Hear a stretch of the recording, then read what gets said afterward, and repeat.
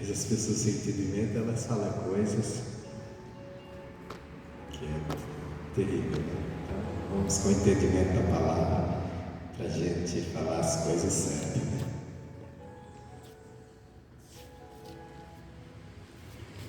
Irmãos, nós na vida enfrentamos lutas, dificuldades, é natural. Esse mundo e circunstâncias da vida às vezes nos leva a enfrentar momentos difíceis. E quando nós nos encontramos num momento difícil, nós queremos o quê? Nós queremos nos livrar daquilo. Livrar quer dizer nos libertar daquilo, nos ver livres daquilo. E quem pode nos livrar? Deus. Deus, Ele pode nos livrar de qualquer situação que nós tivermos ou que estejamos em iminência de cair naquilo ali. Agora, como Deus vai me livrar de uma situação difícil? Ele vai me livrar pela justiça dele. E é isso que nós vamos falar hoje, justiça. Salmo 31, o versículo 1, o salmista diz: em ti, Senhor, confio. Bom, primeiro ponto, nós devemos confiar em Deus. O que é confiar em Deus? É quando nós recebemos a palavra dele, nós confiarmos que aquela palavra é para nos abençoar. É quando nós passarmos a acreditar verdadeiramente que o que está escrito na Bíblia aqui, tudo que ele deixou, é para se cumprir na nossa vida. A gente confiar, a gente deixar Deus nos conduzir, Deus nos dirigir com a sua palavra, obedecendo a palavra, não por obedecer, mas obedecendo com a certeza. Isso vai me redundar em bênçãos, isso vai trazer a bênção de Deus sobre mim. Por quê? Porque Ele falou na sua palavra. Pois é, vamos dizer que você esteja enfrentando um momento de dificuldade, até de escassez, de necessidade. Aí você leu lá o Salmo 23 que diz: o Senhor é o meu pastor e nada me faltará. Então, se você confiar em Deus, é você confiar, mas espera aí, Ele é o meu pastor, Ele não vai me deixar faltar nada. Mas as circunstâncias, as coisas estão mostrando que está faltando tudo, que há muita necessidade a ser suprida. Não, mas Ele vai suprir, porque está na palavra dele. Eu vou confiar, eu vou acreditar nisso. Tá? Aqui você está colocando sua confiança em Deus. Confiar em Deus também é você fazer aquilo que Ele manda, aquilo que Ele pede na palavra. Se Ele está te pedindo alguma coisa na palavra para você fazer e te prometendo ali uma bênção naquilo, então você diz: não, eu vou fazer porque eu confio, daqui eu vou ser abençoado. É como o trabalhador levanta todos os dias, às vezes até de madrugada, muitos levantam muito cedo, com frio ou com sol a pessoa levanta e vai trabalhar para o seu patrão. Por que ele faz isso? Porque ele acredita que aquele esforço que ele faz de levantar de manhã, de trabalhar, vai fazer com que o patrão recompense ele com o salário no final do mês, ou no meio do mês, não sei, o dia que ele recebe.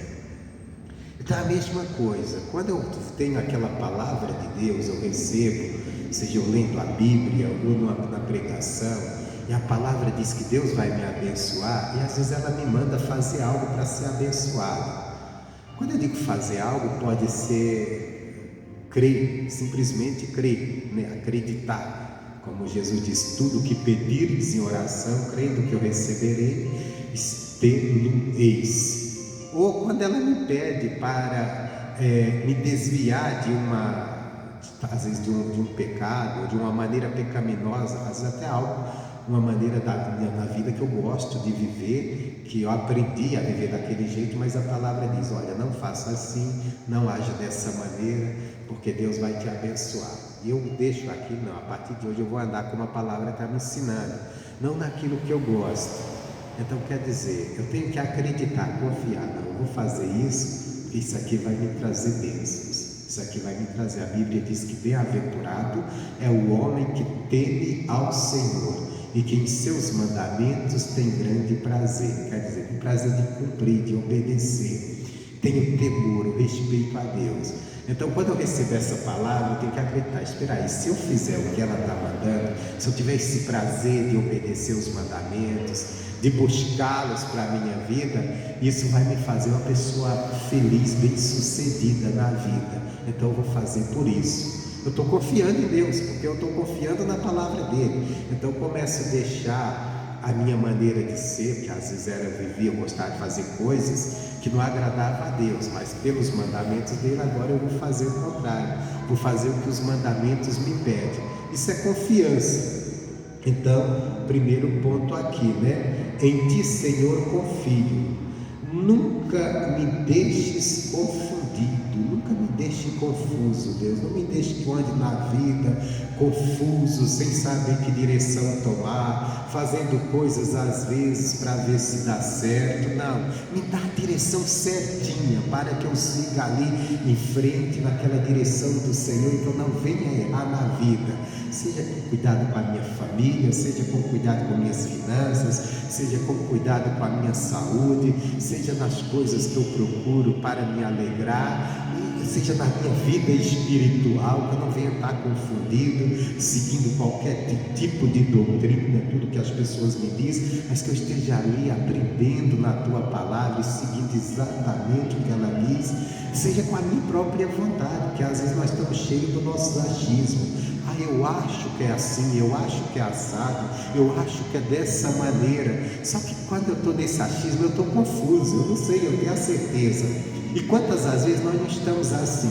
Nós é assim, bom, esse negócio é assim, mas eu acho que é assim, não tenho certeza, então eu estou confuso, né? Não, Deus, não me deixa confundido, me dá aquela sabedoria do Senhor, aquela certeza de como de seguir, de como fazer, de como andar. Eu estava lendo ontem à noite, aquela parte quando Josué, ele entrou na cidade, a primeira cidade, que foi a cidade de Jericó, e eles foram, e Deus disse, olha, vocês não peguem nada dessa cidade, porque tudo nessa cidade é amaldiçoado. Vocês só vão pegar dessa cidade o ouro, mas nem para vocês, né? Vocês vão pegar esse ouro para me oferecer em sacrifício.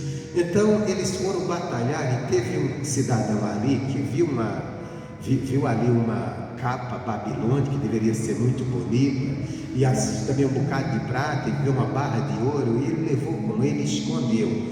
E depois eles tiveram uma grande derrota por causa disso.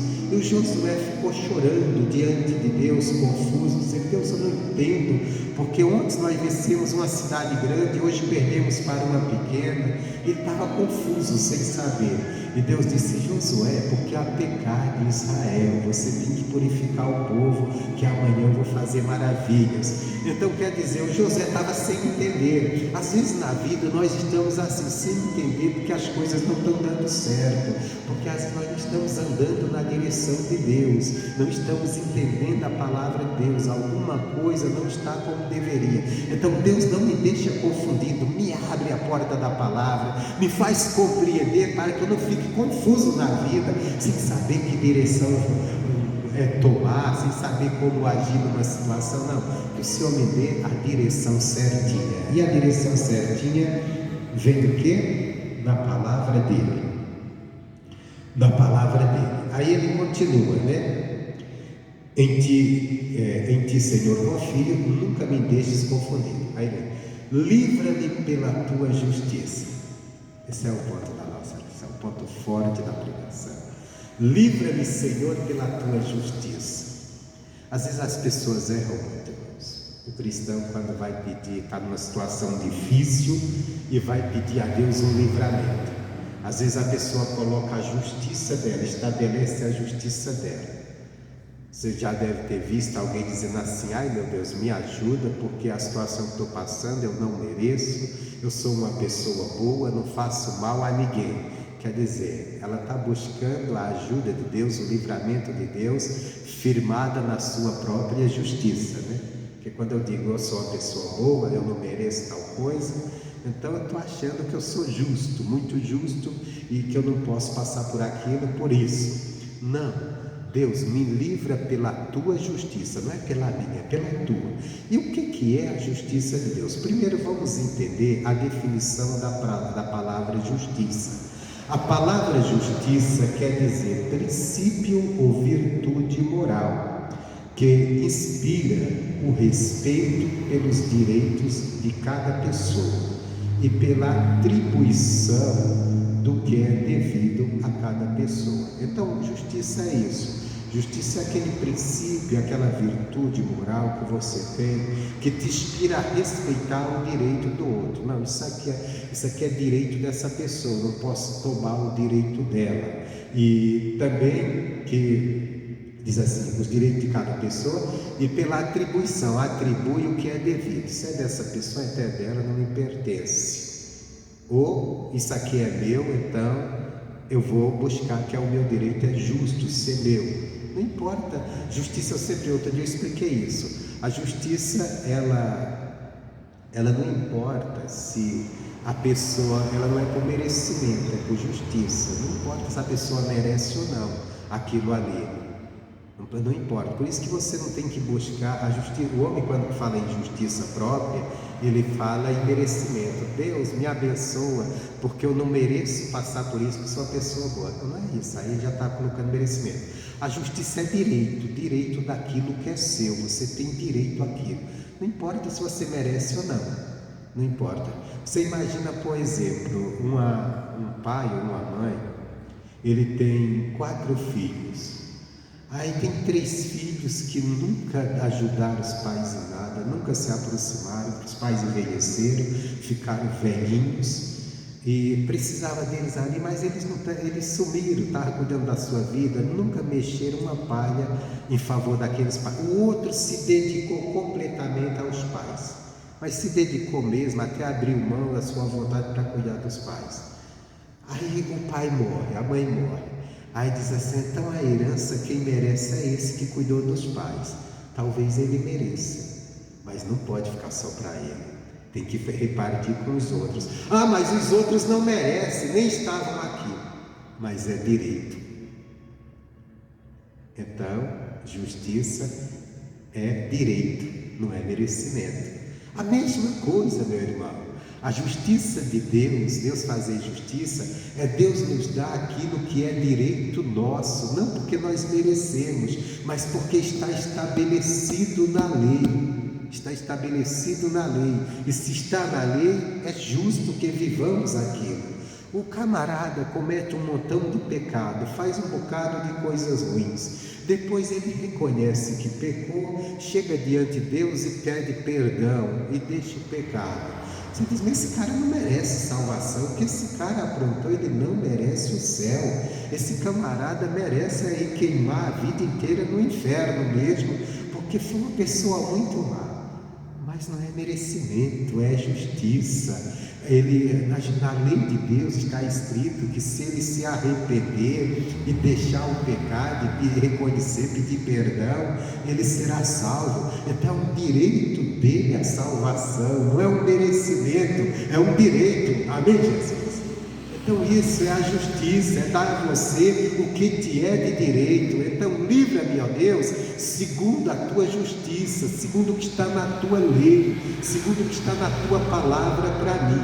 Eu vim buscar isso aqui, não é porque eu mereço, é porque é justo eu viver essa bênção, porque está na tua lei, na tua palavra. Eu não estou buscado, firmado na minha justiça, na minha bondade, estou buscando. Não é por isso que muita gente perde a bênção de Deus, é por isso que nós perdemos a bênção de Deus, porque muitas vezes nós vamos buscando firmados se somos bons, se somos justos, e a nossa justiça diante de Deus é um trapo, não vale nada. Agora nós temos que buscar, não é porque eu mereço, é porque é justo, está na palavra de Deus, é justo eu ser curado, então eu vou buscar a cura, porque está na lei de Deus. Se eu buscar, é justo eu prosperar, porque está na palavra de Deus, é justo eu ser abençoado, porque está na palavra de Deus, não porque eu mereço, a lei dele me favorece. É justo eu morrer e morar nos céus com Deus, por quê? Porque está na lei dele, não porque eu mereço o céu. Na verdade, eu mereço o inferno mesmo, porque eu sou cheio de falhas, de erros. Mas Jesus deu a vida por mim. E o que é? Nós vemos a definição da palavra justiça. Agora vamos, o que é justiça de Deus? Justiça de Deus consiste em Ele cumprir os seus compromissos dentro da aliança com o seu povo e em manifestar assim a fidelidade à aliança, cumprir as promessas. Então, a justiça de Deus consiste que Ele cumpre os seus compromissos. Qual é o compromisso de Deus conosco? Aquilo que Ele estabeleceu na aliança, no pacto que Ele fez conosco. E essa aliança foi feita em quê? Quem é essa justiça para nós? Jesus. Jesus é a justiça. 1 Coríntios 1:30.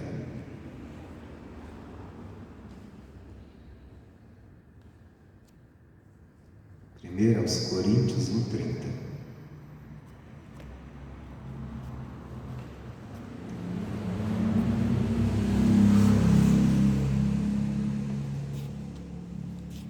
Às vezes os homens querem nos pregar que o direito à bênção de Deus está no bocado de coisas que nós fazemos. Lógico que nós temos por adoração a Deus andar de uma maneira correta, perfeita, é isso mesmo. Mas a nossa justiça está em Jesus. Não é à toa que Jesus falou para os judeus: olha, no tempo de Elias havia muitas viúvas em Israel, mas uma viúva lá fora do povo de Israel, fora do povo de Deus, a viúva de Sarepta, que foi abençoada. E por que ela foi? Porque ela creu na palavra do profeta. Quer dizer, a justiça de Deus está em a gente crer o que está escrito na palavra. Israel havia muitas viúvas necessitadas, mas não estava. Se o profeta fosse a delas, não iam crer. Então, por não crerem, não vê. No tempo de Eliseu, Jesus falou: havia muitos leprosos em Israel, no meio do povo de Deus. E quem recebeu a cura? Naamã, que era até inimigo do povo de Israel. Por quê? Porque ele creu na pregação da menina que evangelizou a mulher dele e que o profeta iria abençoá-la. É a mesma coisa, irmão. Às vezes a pessoa está na igreja e está com uma doença e não consegue ser curada.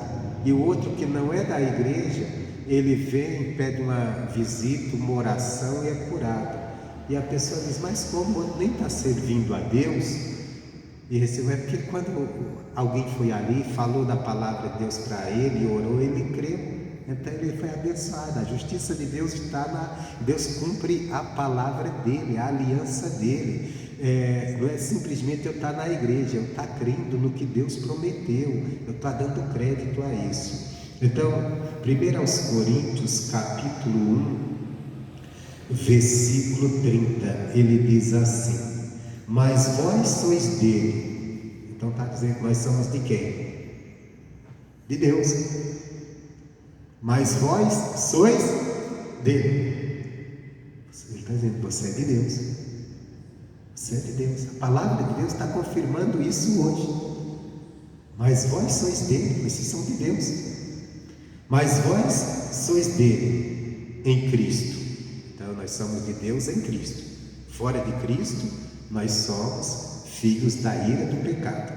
Mas em Cristo quer dizer, na fé, no que Ele ensinou, no que Ele fez por nós.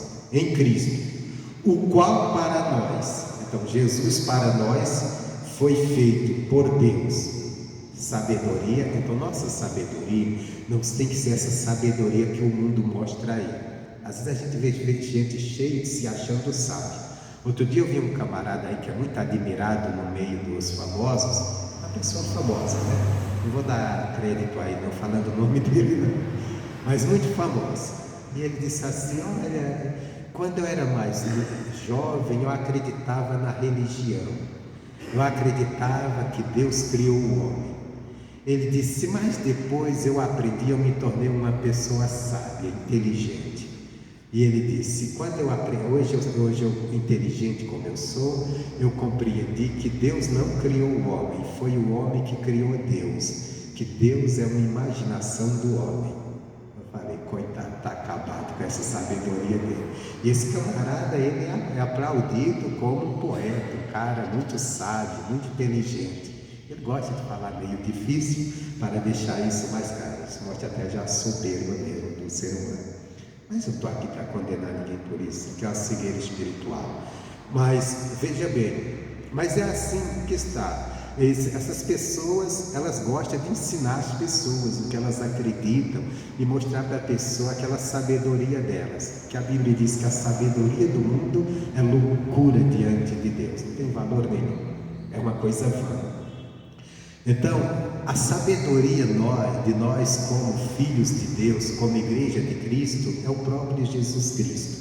Aquilo que Ele nos ensinou, aquilo que Ele fez por nós. A gente entender, isso é a sabedoria que nos faz compreender as coisas de Deus, o que Deus tem para nós, quem é Deus para nós, quem nós somos em Deus. Porque em Deus nós somos grandes, nós somos fortes, nós somos importantes, irmãos. Nós não somos pessoas, mas eu sou uma pessoa tão simples, ninguém olha para mim, as pessoas até me desprezam. Nada, você é a pessoa mais importante que tem, porque você é de Deus, você é um cidadão, uma cidadã, um filho, uma filha do reino dos céus, do Criador de todas as coisas. Como você é uma pessoa sem importância? Mas para isso você tem que compreender isso, você tem que entender isso com a sabedoria de Deus, que é Cristo. Ele te fez a pessoa mais importante do mundo. Jesus disse: olha, não existe homem na terra, nascido de mulher, que seja tão importante quanto João Batista. E João Batista era um cidadão que as pessoas olhavam e até desprezavam, porque ele se vestia lá com uma pele de camelo, vivia comendo lá gafanhoto com mel. Alguém já comeu gafanhoto com mel? Amanhã você pede uma porção, procura uma porção de gafanhoto e arruma um melzinho e come. Deve ser uma delícia, viu? Depois, se for bom, você me fala. Mas o gafanhoto, eu não sei que gafanhoto eles comiam, mas era um gafanhoto comestível mesmo, que o povo de Israel comia. Na verdade, você vê na Bíblia, os alimentos tinha, mas não era muito bom não, as pessoas não gostavam de comer isso não. Pelo que Jesus descreveu, ninguém queria comer gafanhoto, mas João Batista vivia naquela vida de profeta, as pessoas não davam valor, mas para Deus, ele era o homem mais importante. Jesus disse, mais importante. Só que Jesus disse assim, mas ele ainda, comparado aos filhos do reino, ele é o menor, ele torna-se pequeno. Quer dizer, ele sendo o mais importante entre os nascidos de mulher, humanamente, mas quando se comparava assim com os filhos do reino, quer dizer, aqueles nascidos em Cristo, e lógico que João era isso, mas ele se tornava pequeno. Tamanha a glória de você ser filho de Deus em Cristo Jesus. Então nós temos que entender isso. Nós não podemos andar de cabeça baixa, não é ser arrogante com as pessoas, mas não podemos chegar adiante, porque o fulano tem dinheiro, porque o fulano é importante, porque o fulano tem posição, a gente baixar a cabeça, porque o fulano tem uma posição, e você chegar lá já com medo dele, tremendo. Meu Deus, essa pessoa é muito importante. E não, que isso? Você é tão importante quanto aquela pessoa, ou melhor, se ele não tem Deus, você é mais ainda, porque você é importante como cidadão do céu, como filho do Criador de todas as coisas. Aquela pessoa é só uma criatura de Deus. Se ele não tem Jesus, você é um filho do Criador. Amém, Jesus? E se for também um filho de Deus, então você tem a mesma importância. Às vezes as pessoas ficam numa admiração com os grandes pregadores, e o grande pregador, meu Deus, eu tenho que chegar diante dele temendo. Não, você tem que chegar a respeitar a posição dele, a posição daquela pessoa, mas, no entanto, não se achar menor que ele, não se achar inferior, porque o preço que Jesus pagou pelaquela pessoa, pagou por você. O direito que ela tem em Deus, você tem. O direito daquela pessoa é de filho, o seu direito também é de filho. Amém, Jesus? Então nós temos que compreender dessa sabedoria, porque senão de repente a gente até dentro da própria igreja de Deus, nós começamos a colocar alguém, uns a gente coloca num patamar, assim, no alto do pódio, e a gente fica como um bocado de ratos, de gafanhotos, de inseto, para as pessoas, para os próprios irmãos nos pisar. Não é dessa forma não, de jeito nenhum. Não tem um cristão mais importante que você não. Mas é uma pessoa que tem um grande ministério. Tem, vamos respeitar a unção que está na pessoa, respeitar a unção ministerial, amar ela por aquilo, mas nunca colocar ela acima de nós, que ela tem mais valor do que nós para Deus. Não tem, ninguém tem. Isso é mentira, isso é engano de homem. Então não devemos entrar nisso aqui. Nós devemos estar na palavra, nessa sabedoria de Deus, amando sim, amando aquele que é grande, que tem grande posição, e amando também aquele bem pequenininho. Às vezes o pequenininho está melhor do que o grande, e nós não sabemos. Nós não sabemos. Se você vê quando no nascimento de Jesus havia sacerdote, sumo sacerdote, quer dizer, as pessoas que tinham o título, que tinham a posição ministerial alta, que era o sumo sacerdote, tinha os príncipes. Mas quando Jesus foi levado ao templo, o Espírito Santo falou para um homem que não era sumo sacerdote, era apenas um homem que veio ali ajudando no templo. Falou para ele, mostrou: olha, essa é a salvação de Israel. Então nós temos que entender, meu irmão, essa sabedoria de Deus. Com essa sabedoria você não se torna uma pessoa arrogante, uma pessoa soberba, mas se torna uma pessoa que também não fica lá olhando para as pessoas: meu Deus, esse é melhor do que eu, porque ele é isso, que ele é aquilo, que ele é muito usado por... Não, essa pessoa é igual a mim diante de Deus, porque ele é filho, ele é meu irmão em Cristo Jesus. Eu tenho que amá-lo, como eu tenho que amar também aquele que todo mundo olha para ele e diz: coitadinho, mas que é de Deus, né? Ele não é coitadinho não, ele é filho de Deus, ele é rico em Cristo Jesus, ele tem a salvação eterna, ele tem morada no reino dos céus. Amém, Jesus? Aí, continuando isso aqui, deixa eu continuar aqui. Então, o qual nos foi feito sabedoria e justiça. É essa parte que eu quero, justiça. Jesus é a justiça de Deus na nossa vida. Nada que nós temos direito da parte de Deus, não há nada que não esteja em Cristo. Está no que Ele fez por nós, Ele deu a vida por nós na cruz do Calvário, está no que Ele nos ensinou. Então, Ele é justiça. Você, Deus, eu estou sendo injustiçado na vida. Quando é que eu estou sendo injustiçado na vida? Quando as coisas estão acontecendo comigo contrário à aliança que Deus tem comigo, aquilo que Ele me prometeu na sua aliança. Deus não me criou para viver no pecado. Se eu estou, isso é injustiça, estou vendo a injustiça. Deus não me criou para andar doente, enfermo, para andar na miséria. Deus não me criou para nada disso. Se está injusto, então Jesus é a minha justiça. No nome de Jesus eu vou clamar ao meu Deus, e Ele, segundo as suas riquezas em Cristo Jesus, Ele vai suprir todas as minhas necessidades. Seja a necessidade de uma cura, seja a necessidade de uma bênção na família, seja a necessidade de um crescimento espiritual. Amém, Jesus?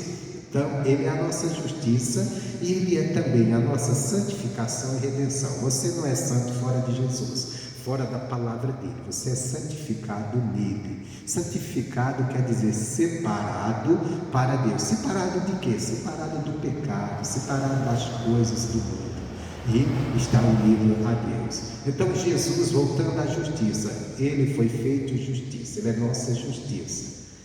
Como Ele é nossa justiça? Para nós entender como Jesus foi feito justiça para nós, justiça de Deus, nós entendemos através de Isaías 53. Abra lá, Isaías 53.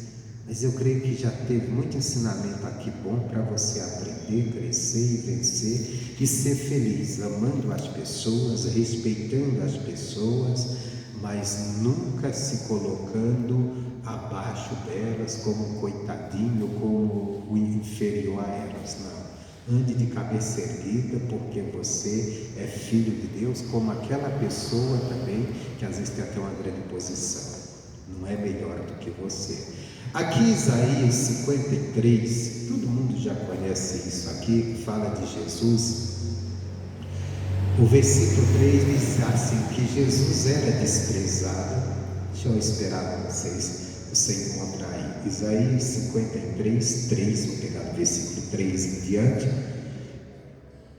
que diz assim: era desprezado o mais indigno entre os homens, homem de dores, experimentado nos trabalhos, como quem os homens escondiam o rosto, era desprezado e não fizemos dele caso algum. Isso aqui foi a caminhada de Jesus nesse mundo. Ele nasceu de uma família humilde, não era uma família rica, então as pessoas olhavam para ele, experimentado, trabalhou muito antes de começar o ministério dele. Ele trabalhava com José ali na marcenaria, né?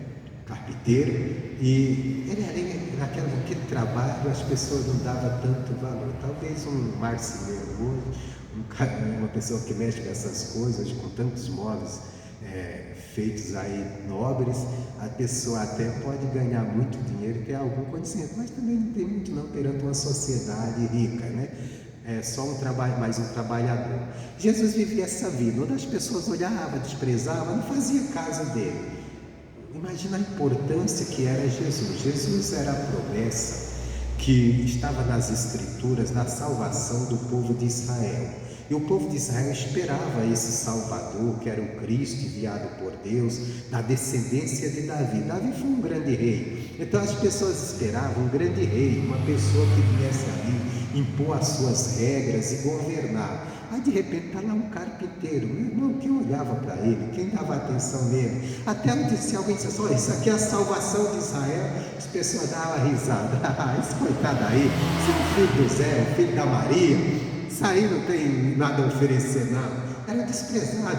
Quando Jesus começou o seu ministério, e ele começou pregando, de repente o povo vira os milagres, e de repente afluiu a ele uma grande multidão. A própria família de Jesus disseram, ele está doido, está fora de si, vamos prendê-lo, que ele está louco, enlouqueceu, porque o povo está indo atrás dele. A própria família, já que nem a família acreditava nele. Ninguém. Por quê? Porque eles esperavam um pomposo rei. E o rei veio, como diz, montado em um jumentinho. Era desprezado. E então, quando ele foi para a cruz, nem se fala. Estava lá no meio dos transgressores, como transgressor, pior ainda. Aí diz assim, continuando: verdadeiramente ele tomou sobre si as nossas enfermidades e as nossas dores. Levou sobre si, e nós o reputávamos por aflito e ferido de Deus e oprimido. Quer dizer, a cruz, ela foi feita para os transgressores. Quando as pessoas olharem e viram Jesus crucificado, dizem, esse camarada não é de Deus. Para estar morrendo numa cruz é porque ele tem algo, ele aprontou muito, e Deus está punindo ele através dos romanos. Engano, ele estava sendo ferido pelos nossos pecados, pecado da humanidade. Ele estava atraindo um castigo que seria para nós, estava sofrendo no nosso lugar para que nós não viéssemos sofrer. Então ali ele enfermou para que nós recebêssemos a cura. Ele levou sobre ele as nossas dores, as nossas enfermidades. Então aqui é a justiça de Deus para nós. Deus não fez o homem para viver doente. Deus não fez o homem para viver sofrendo, cheio de dores. Mas quando o pecado entrou no mundo, entrou a dor, entrou o sofrimento para o homem, entrou o cansaço, a luta da vida, tudo se tornou difícil. Deus não criou o homem para isso, não é justo. Então Jesus, ele é a justiça de Deus. Por quê? Porque ele vem trazer aquilo que nos é de direito. O que nos é de direito? Lá no começo de tudo, quando Deus criou o homem, ele preparou um jardim que havia de tudo para que o homem vivesse bem. O homem só tinha que cuidar daquele jardim. Só que o homem, quando pecou, perdeu aquela condição, e Deus disse, agora você vai cuidar da terra, olha, vai ser suor na testa por causa do pecado. Não tinha erva danina, Deus disse, vai nascer lá um bocado de urtiga, para você andar no meio dela e se queimar, um bocado de espinho, para você furar os seus pés no espinho, para você entender o que é o pecado. Não havia isso. Jesus, ele veio para restaurar esse estado. Às vezes você está sofrendo, está passando luta. Jesus diz, não, creia em mim, eu sou tua justiça para fazer você viver uma vida abençoada, sair desse sofrimento. E através de quê? Através de crer em mim. Ele é a tua justiça. Se você anda doente, pastor, eu ando gastando, todo mês eu deixo uma conta enorme de dinheiro na farmácia, eu deixo um saco de dinheiro lá na farmácia, só de medicamento, e não consigo ser curado. Jesus é a tua justiça que te dá direito à cura, meu irmão. Está nele, a justiça de Deus. Isso é uma injustiça, você está doente porque Deus criou você para ter saúde, ter paz.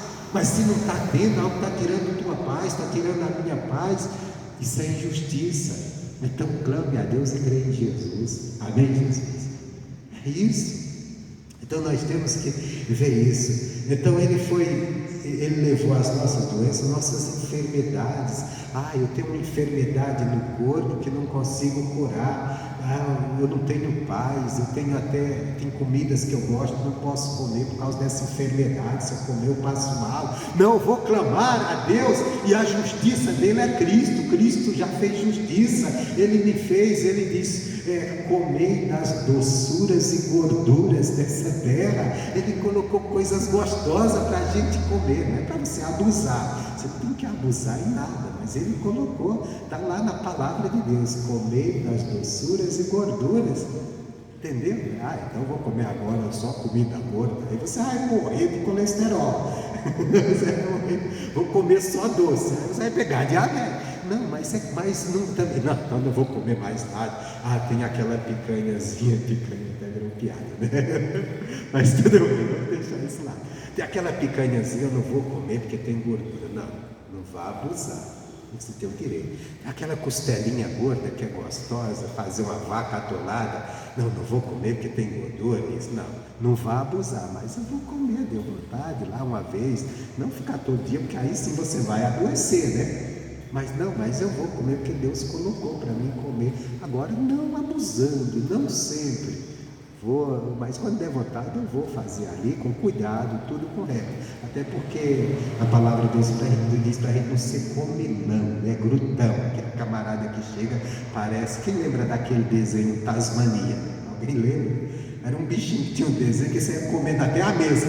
Ele tinha comida e comia até a mesa. Tem gente quando vai para se alimentar, parece estar com a fome terrível, que se não tirar a mesa, ele come até a mesa e maltasse. Não. Vou comer com cuidado, vou comer com cuidado, mas vou comer de tudo e ter saúde para isso. Deus quer que você tenha saúde. Amém, Jesus? Se você não está tendo saúde, então não é justo, porque Ele te criou para ver essa justiça. Não, volta a dizer, não abusar. Não abusar. Tem gente que abusa, e depois fica doente. Não abusa. Você vê os alimentos saudáveis, você come mais deles, mas também come aquela comida boa, gostosa que você quer comer, que às vezes ela não é muito boa para a saúde, mas também comendo moderado, cuidadoso, no tempo certo, não vai te fazer doente. Outro dia eu vi uma moça falando, uma nutricionista, estava naquele programa do missionário, e o missionário falou que gostava, de vez em quando gostava de comer cachorro quente. O missionário falou para ela, e ela estava falando dos males que a salsicha causa. Ela disse: evita comer salsicha, porque ela é feita com as piores carnes e acaba não sendo boa para a saúde, né? E o missionário disse: então eu vou parar de comer porque eu gosto de comer um cachorro quente de vez em quando. Ele falou, né, uma vez, ele falou: eu gosto de salsicha, mas se faz mal, eu disse: não vou mais comer. Ela disse: não, missionário, não é mais comer, não, é comer de vez em quando. Tem comida que é boa, nós gostamos, não é deixar de comer, é de vez em quando e moderado. Amém, Jesus? É isso, é moderado, seja sábio, pela sua saúde, pelo seu bem-estar, mas não dizer: não posso de jeito nenhum. Aí você se torna, aí você acaba comendo só o que você não gosta, só fazendo coisa, de repente você tua vida está meio sem sentido. Não, fazer as coisas moderado, com cuidado, sem abuso. Mas a Bíblia diz: comer das gorduras e das doçuras, quer dizer, das coisas boas. Também a Bíblia também diz: comer os legumes, né? Que é bom também, Deus criou para gente comer. E esse tem que, se nós consumirmos mais, né? Mas consumimos de tudo um pouco para a gente, se todo mundo pudesse, era até bom ter ali vamos dizer, um acompanhamento nutricionista, né? Todo mundo tem essa condição para ter uma alimentação mais, que ela te orientasse melhor, né? Na alimentação. Mas você pode também procurar fazer saudável, mas nunca abusar. Mas é terrível quando você diz, eu gosto disso, mas eu não posso. Espera aí, mas Deus, Ele me criou e me deu aquele, criou aquele alimento que eu posso comer, está lá. Então, espera aí, Deus, é injusto eu não poder comer disso. Toda vez que eu como, eu quero morrer, não. O Senhor é minha justiça, então faz justiça, me cura. Amém, Jesus? Então Ele levou nossas enfermidades e levou também o quê? As nossas dores. Irmão, o que é dor? Eu estou com dor na coluna, eu estou com dor na perna, estou com dor de cabeça. Não, isso é dor também. Mas tem umas dores que não é dor na cabeça, não é dor na coluna, não é dor no braço, na perna. Existe a dor emocional. Tem pessoas que não estão fisicamente, está bem, mas dentro dela está uma dor muito grande. Às vezes a dor de uma perda, a dor de uma frustração, de algo que ela lutou e não conseguiu, a dor de um desprezo, a dor de se sentir desprezado. Ele levou todo esse tipo de dor. Na cruz Ele passou tudo isso para que hoje você não sofresse essa dor. Teve uma dor que Jesus passou ali na cruz que foi muito grande. E foi a única que Ele reclamou. Foi a única. Ele passou a cruz todinha sem reclamar. Mas chegou um momento que Ele reclamou da dor maior que Ele passou ali na cruz. E Ele passou para mim e para você não passar nunca mais essa dor. Ele disse assim: Pai, por que me desamparastes? Na cruz do Calvário, Jesus sofreu a dor de estar desamparado de Deus. E por que Ele estava desamparado de Deus? Porque o nosso pecado estava sobre Ele. E aqui em Isaías, aqui mesmo diz que o nosso pecado, Ele nos separa de Deus. É Isaías, meu Deus, se eu lembro isso aqui. Onde está esse versículo? Deixa eu ver se eu encontro, gente. Agora não lembro. Se alguém está com a... É o 59, capítulo 59,